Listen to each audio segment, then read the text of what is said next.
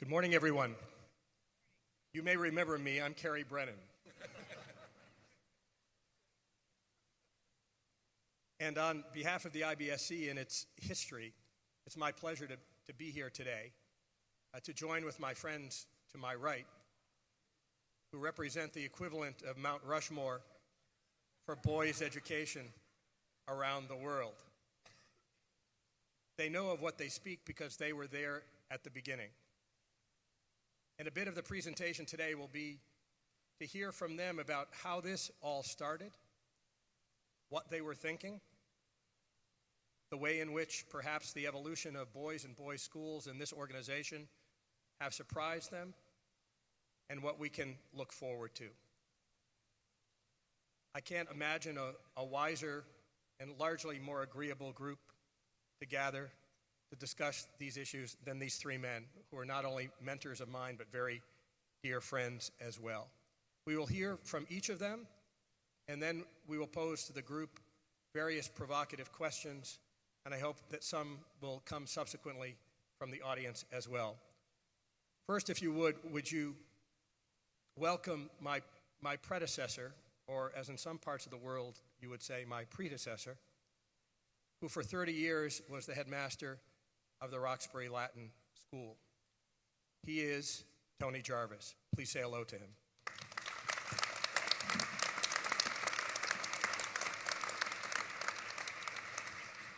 Kerry is so adroit. When he wants to call his predecessor a blockhead, he refers to Mount Rushmore.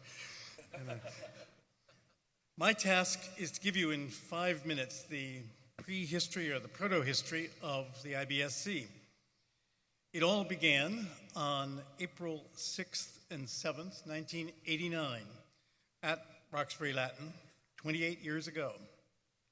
I need to remind you of the context of 1989. Virtually all the men's colleges and universities in the United States had gone co-ed. Very few were still in the process of going, but they would leave only one or two men's colleges standing at the end of that era. Boys' boarding schools were feeling the admissions pinch, and the impetus for their going co-ed was basically necessity. They wanted to double the number of available students by taking girls as well as boys. So the rationale followed necessity. The early rationales were hilarious. I even have some of them. Girls will be very good for our boys. They will civilize our boys. This was the general line of reasoning at that time. Only later would a more serious rationale be developed. Everywhere there was a push for coeducation. Everybody was making the case for coeducation. And the most dangerous case, I think, that we faced as boys' schools was the people who made segregation by gender the equivalent of segregation by race. In other words, if you remain a boys' or a girls' school, you are the equivalent of remaining a school for whites or blacks separately. And all through the air was the slogan, "It's a co-ed world, and the way to prepare students for a co-ed world is coeducation." In short, there was a huge, an enormous pressure on all of us. Boys' day schools were mostly okay in admissions, but we were still very much affected by the winds of coeducation, which were blowing at hurricane level, as I said, all across the country. The precipitating moment for us gathering was Harvard School in Los Angeles, a superb boys' school which had just announced that it was going co-ed by joining with Westlake.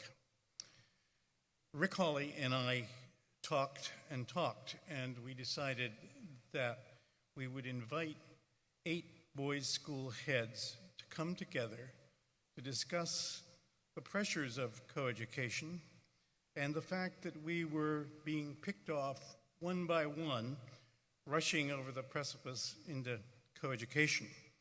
Rick and I wanted at least to discuss whether boys' schools should survive. We wanted at least to discuss if there was a rationale for boys' schools. So we gathered Roxbury Latin and Belmont Hill from Boston, Collegiate from New York, St. Albans from Washington, University School from Cleveland, MBA from Nashville, Haverford School, Philadelphia, and Gilman from here in Baltimore. I wanted to add to that list, and did, my friend Eric Anderson, who was the headmaster of Eton in England, because I thought it would be good to have a British perspective, and so I invited Eric and his marvelous wife, Poppy, who was a teacher at Eton. And Rick wanted, wisely, to include the head of a girls' school, Leah Reese, the head of Laurel School in Cleveland, who could give us that perspective. And by the way, in our early days, we attached ourselves to the girls' school group, which was ahead of us and had been fighting this battle for some years before we got into the battle for boys' schools. And the question we discussed for 2 days was, is there a rationale for boys' schools? So where were we? I would say of all the school heads there, most of us had gone to our school because it was a good school. We hadn't particularly thought of it being a boys' school. But the longer we were in our schools, the more we thought being a boys' school was a good thing. So we all valued that. But we were all feeling huge pressure, not just from the hurricane of coeducation blowing outside us, but we all had alumni and parents and faculty who were pushing for co-ed, who somehow thought this was the cutting edge and this was where the future was, and so on. So we were feeling that pressure from outside and from inside, both. The upshot of our 2-day discussion was that we decided to take a stand. We had no scientific case to make. We hadn't really thought that boys and girls should be educated separately for any particular reason. We just inherited this. We had not thought through that boys and girls were very different and needed different things. No research had been done about this as far as we, in our ignorance, knew. We were operating purely on instinct. We just felt that boys' schools were good places. So, we all felt our backs were to the wall. There was very little confidence in our discussion. The tenor was downhearted. I think a number of us felt it's like boys' schools are good things, but it's a lost cause. As we neared the end of our 2 days together, amidst this undercurrent of discouragement, it was Poppy Anderson from Eton who quietly asked, "Why are you all so timid? Why are you all so timid?" I think it's fair to say that from that moment on, we were not filled with enormous confidence or anything, but we were emboldened and determined. And the rest, as they say, is history.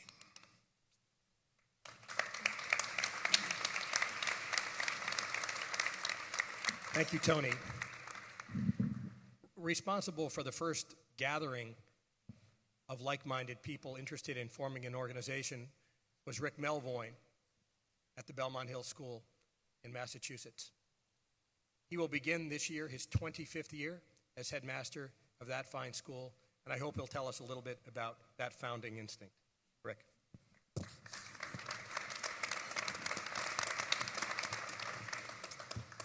Thanks, Kerry. I offer a slightly different, if parallel, narrative. Like many good conference stories, my story starts in a hotel bar.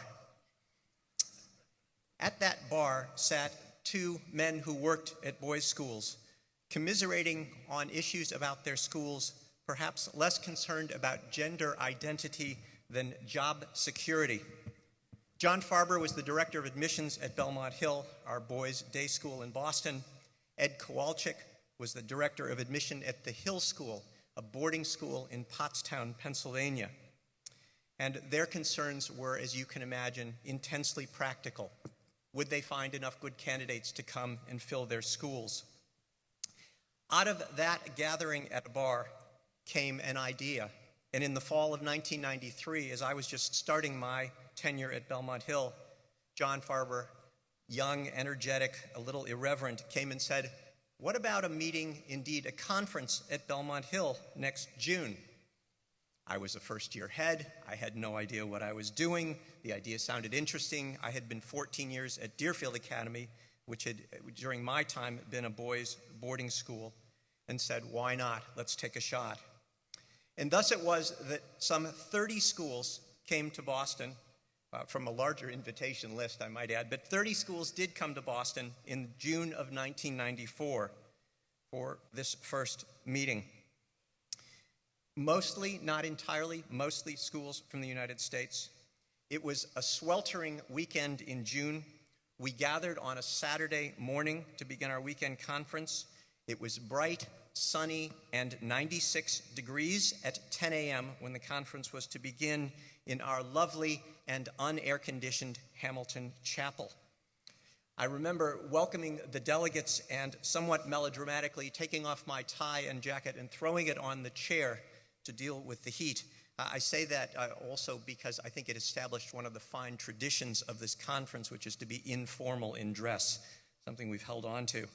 But more important, it was my job, my task, to introduce Rick Hawley, headmaster of the university school, who kept on his seersucker suit, which he sweated through entirely, but gave an impassioned address not only about the challenges in boys' schools, but the opportunities.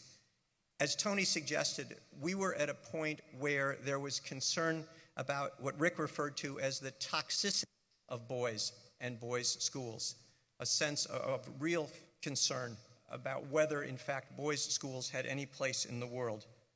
But Rick also talked in wonderful ways about boys and boys learning and how boys grow and how boys together, something we of course all believe in, could be a special thing. And buoyed by his impassioned talk, we launched then into a great weekend there in the chapel, out in a tent outside on the chapel lawn, another fine tradition of the IBSC. And over the next 2 days, we heard from a series of speakers and had a number of programs, which took us not only in thinking about what school people were saying, but people outside of schools might be saying. We heard from David Reisman, the famous Harvard sociologist, the author of The Lonely Crowd, who even late in his career was concerned about what was happening for boys and men in society. We heard from a young Harvard psychologist named William Pollack, Bill Pollack, who was working on a book that 3 or 4 years later became Real Boys, a New York Times bestseller. And importantly, although John and Ed were two admissions guys, the gathering was never about admissions and about marketing. It was about best practices. It was about how boys learn. It was about how boys' schools can serve boys. And that was, as Tony suggested, in the teeth of a very strong wind. And one other piece that I think kept us going came from Tony and Rick. And that was the strong and abiding sense, maybe buoyed by Poppy Anderson, that if we believe that we can serve boys well, and if we can do our best, we and our schools will be okay. Before the weekend was over, delegates from the 30 schools gathered under the tent and engaged in further conversation. Was this a one-time meeting, or might we have something more to have here, to hold on to? Should we meet again? And those schools unanimously decided that we would indeed form an organization, an international boys' schools coalition. We unanimously endorsed Rick Holley as the first board president. We met actually talking something Garth mentioned in the bylaws of the institution. We were organized as a not-for-profit in the state of Ohio in the United States. We were housed at University School, where Rick's assistant took on the job in her spare time of being our part-time executive director. There were a couple keys, I think, as we moved forward that I would hold on to. One is that we were from the first mission-driven, and that the mission was about boys' schools, not merely boys, and we talked about whether all schools should be invited, but schools for boys. The second piece was that from the beginning, we wanted to be international, and we tried hard to live that and quickly did. Within 2 years, the conference was in Toronto, hosted by Upper Canada College and its head, Doug Blakey. Within 5 years, we were in Australia, specifically in Perth, where John Bednall, who was then the head of Wesley College, brought together a consortium of boys' schools in Western Australia to host us. And then a final thought as we think about those first, I'd say, 5 years of the organization. Within 4 or 5 years, the IBSC had traction, and I think there were 3 keys. One was that we had established momentum and that this was already a vibrant organization. Among other things, people liked one another. We loved getting together. The conference became a centerpiece of a chance for those of us from around our country and our countries around the world to come together. Many regarded it as the best conference of the year, pound for pound, the conference that brings the most that matters to us in the work we do. A second point, though, I think by the late 90s, was a growing realization that now a generation of coeducation had not solved issues of sexism and misogyny, that there was work for all of us in our society to do. And the third and final and perhaps most somber comment I would make is that in 1998, at least for those of us in the United States, we were rocked, our society was rocked by the incident at Columbine High School. The incident involving boys in trouble, and followed by other incidents that came soon thereafter, suggested that there was a broader narrative in the land, and I would extend that beyond the borders of the United States. A broader narrative, and everyone needed to pay attention. That as society and education had, in my view, rightly paid attention to providing equal opportunities for girls and women now for a generation, boys needed this too. It was only 3 years later that Time magazine had a cover story of boys in trouble. But citing this in a more positive way, I go back to the work of one of the most important people in dealing with girls' education, Carol Gilligan, who in 1980 published her important book, In a Different Voice. The key to me in thinking about Gilligan is that if girls had a different voice, so too did boys, and we all needed to listen. Thank you.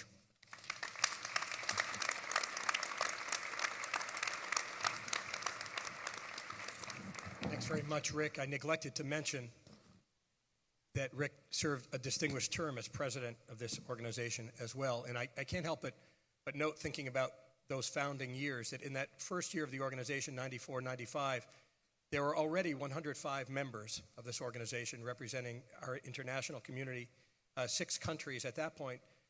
By contrast, 266 members now representing 20 countries. So we've grown appropriately, but I think that as Tony and Rick indicated, there was enthusiasm even for the start for this particular work. One of the things that I think was indicated toward the very beginning of the founding years of this organization was that what we felt in our guts about the worthiness of boys' schools needed to be verified in real ways in order that other people and we ourselves could understand better the magic of this particular form. The organization itself then began to think about research projects that would support our instincts and our claims. And among the great research that's been done in the last couple of years is work that's been done by Michael Reichert and by Rick Hawley. Their work was encouraged and funded in part by the IBSC and signals to us, I think, what's going on in boys' schools. And I wonder if Rick could tell us now what he saw then and what he sees for us in regard to the health of these schools. Rick Hawley was at University School in Cleveland for 37 years, for 17 of those as headmaster, and he was, as Rick Melvoin mentioned, the founding president of the IBSC. Would you welcome Rick Hawley?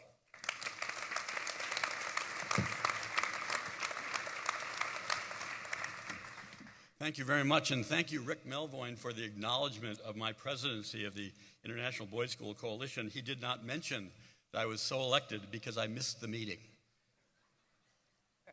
It's hard in this company, this wonderful company of headmasters and teachers and others who serve purposeful boys' schools to realize that we're all sitting here in a context, and I can't exaggerate this, in which boys in the larger development, the larger context of the American and worldwide educational complex among developed countries Boys are not thriving overall in that complex. Not only that, what's been documented as a decline is actually continuing. And so as we address our business, Tony mentioned at the outset that we were wondering, what is our mission? Do we have something special? Are we serving? I think right now, we stand in the best possible chance to address what is a remarkable decline in the fortunes of schoolboys worldwide. In that spirit, Mike Reichert, who's just been mentioned, and I embarked on some research almost a decade ago. We began thinking about it, and our premise was very simple. If boys generally, too many boys generally, are not thriving, many are, or some are. Some boys in every school are thriving. Some boys who are marginally, racially marginalized are thriving in schools. Some boys who are economically marginalized are thriving in schools. When they're thriving, why are they thriving?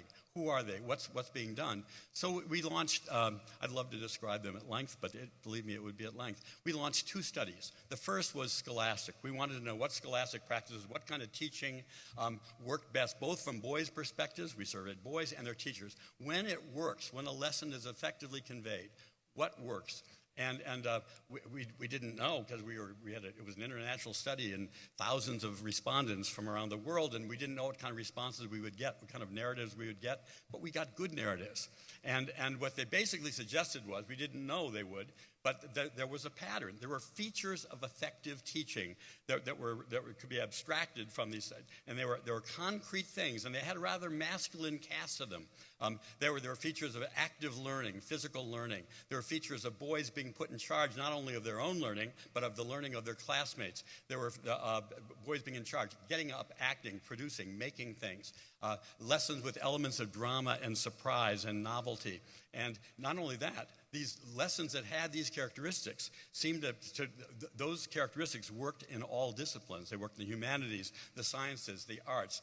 Beginning teachers, if they applied those measures, succeeded. Veteran teachers, if they applied those messages, succeeded. Female teachers and male teachers alike succeeded with boys if they did those things. We were very heartened. But we were even more heartened by a finding we did not expect, which was we wanted this to be about, we didn't want subjective feelings about what a wonderful class this was, and we wanted it to be about what objectively was done. So we asked the boys and teachers, please don't mention personalities, don't name names. We want to know process. The teachers did it perfectly. Not a boy was mentioned, not a boy was described. The boys could not do it. The boys could not describe the lessons that worked for them without describing the qualities of the men and women who conveyed those lessons. And at first, Mike and I said, did we design this wrong, that we got all this artifact that we didn't expect? And then we said, no, this is good information.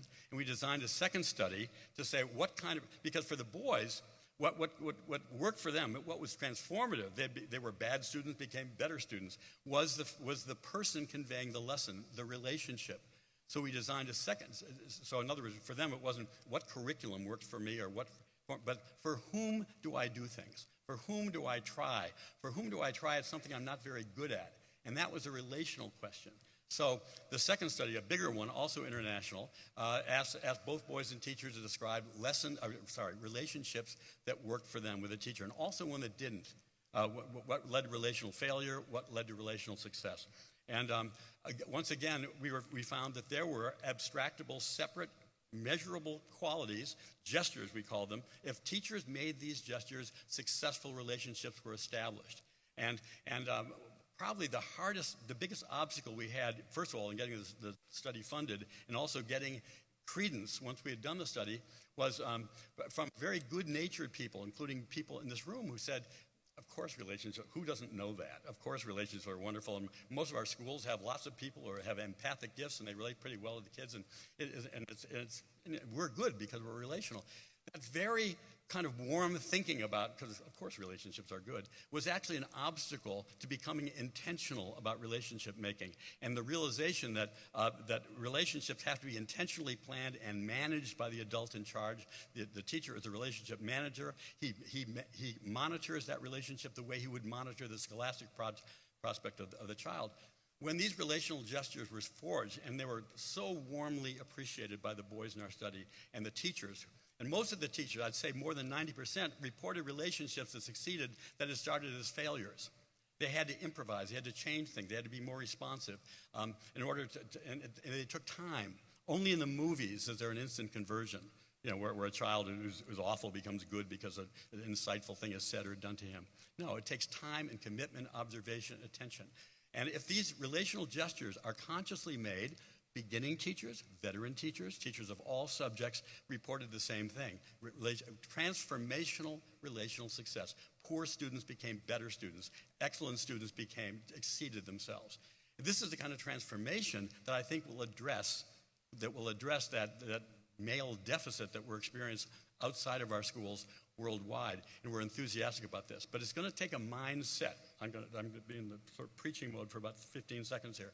A mind reset on all of our parts, even those of you who are involved in these wonderful, purposeful schools represented at this conference. We work with boys.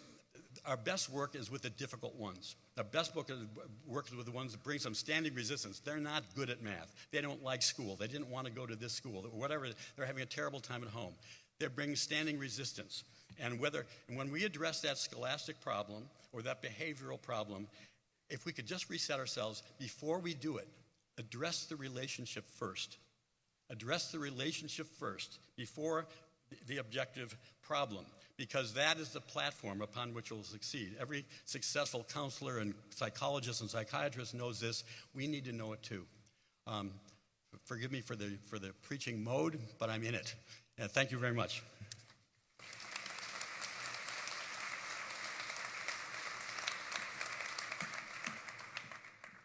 Thanks very much, Rick. We're about to go to a much hipper format now, in which I will ask my colleagues some questions in hope that they will respond well. I can't help but think that one of the realizations we had at the founding of this organization was that there were good boys' schools and not so good boys' schools. There were good and even excellent co-ed schools and girls' schools and so forth, and not so good ones as well.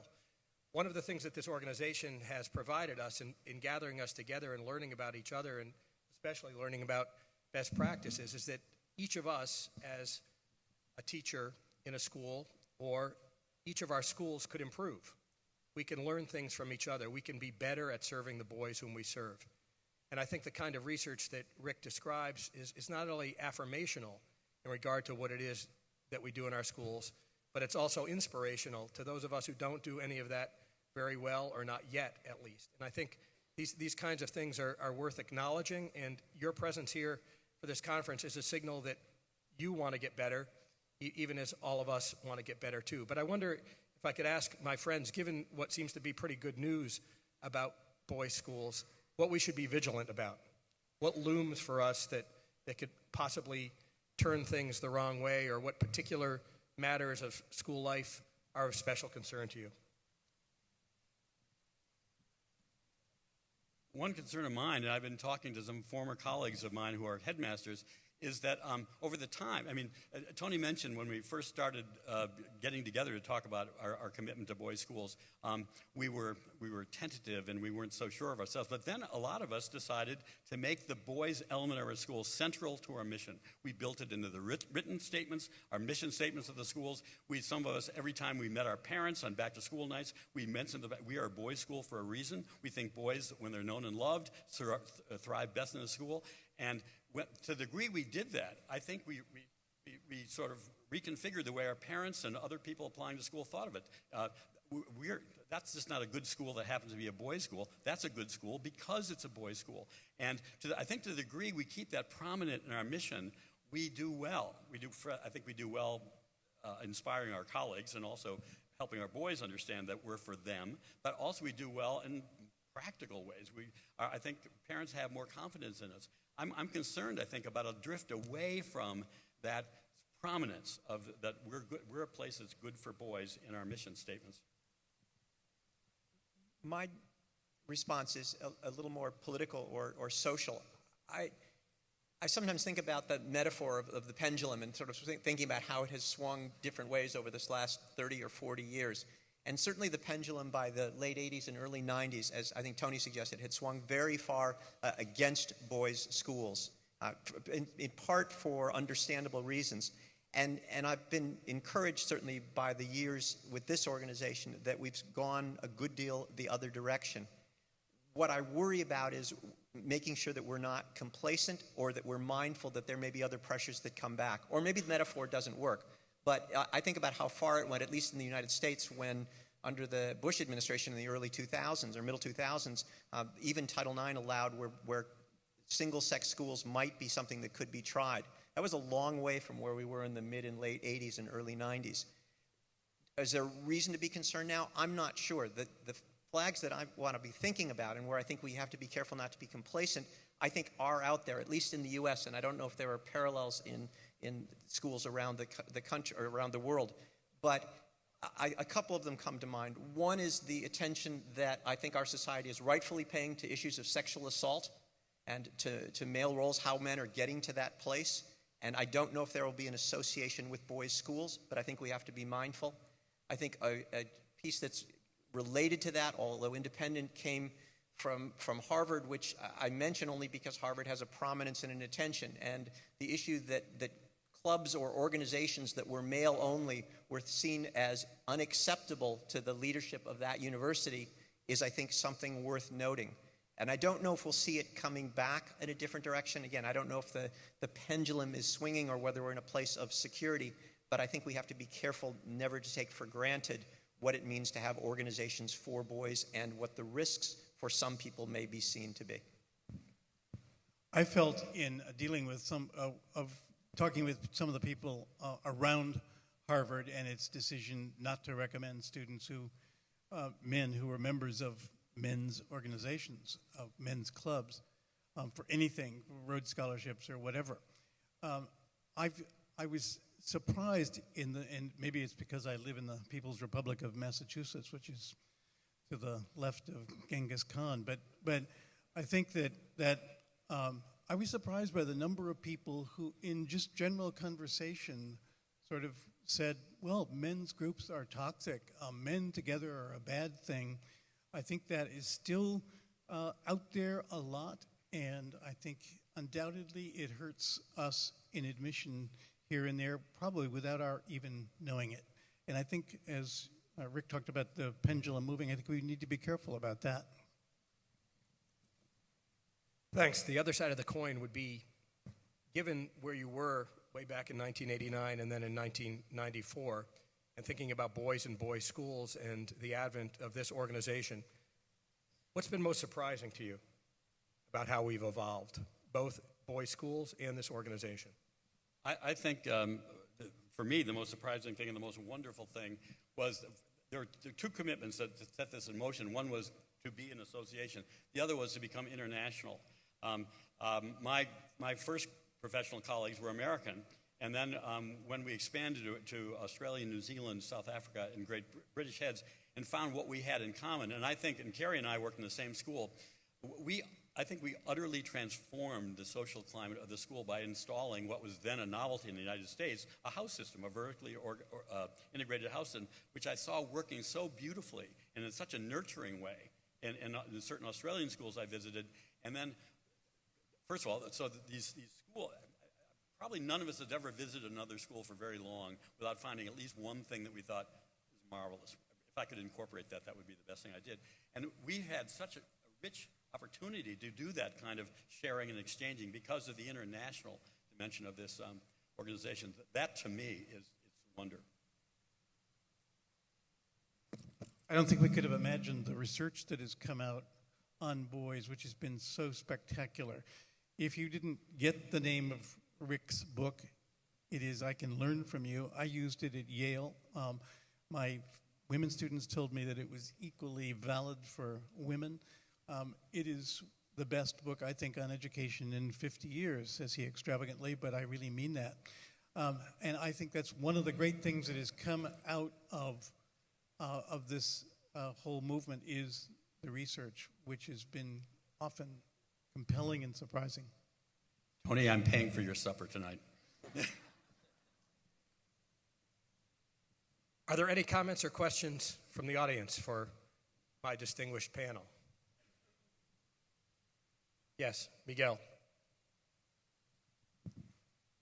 Have a microphone for Miguel?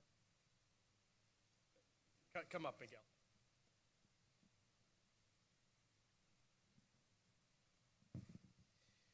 In Europe, in the European continent, the public opinion nowadays seems is against single-gender education. What could we do to change this opinion from oral schools and from the IBSC? Because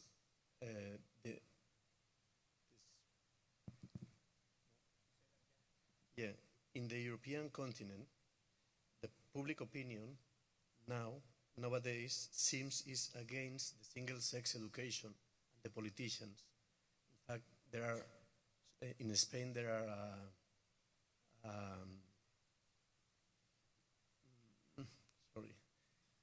they are the tribunals because the politicians say that it's not legal to have boys' schools. So what can we do from oral schools and from the organization to improve this? Thank you.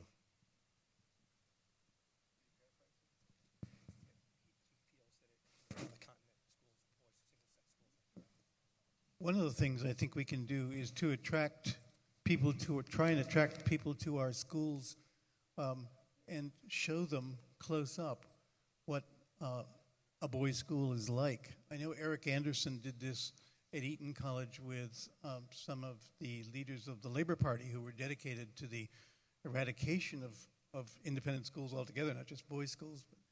And I think there are many cases. I happen to be associated with a school in Africa, and the school won over the president's child, and I think it not only changed the whole view of that school by the African nation, but it also changed the nation itself. I think one of the problems clouding the politics of approval or disapproval of single-sex schools is when assumptions from the gender wars. For instance, in the United States, there's been a huge and a just concern about inequality in pay, and adult pay for men and women, job opportunities, job ceilings, and so forth. When those very valid concerns get brought down to the school level, like if there's gender inequality and if that's a bad thing, gender separation in schools is a bad thing, of course that's a fallacious assumption.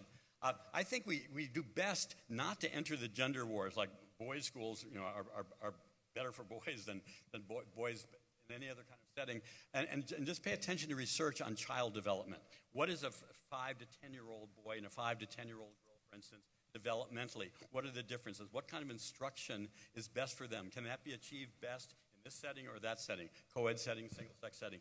If we keep to research and what we actually know and can prove about how boys and girls develop, I think we'll be on strong grounds. And if we do, Miguel, I think there'll be a strong case for single-sex schools. But I think the politics are tricky, and part of where at least many of our schools, whether in the U.S. or beyond, have an ease to this conversation is that we are private or independent schools. And state schools haven't had an easy time in this country. It's heartening to look at this group and see what we have all together.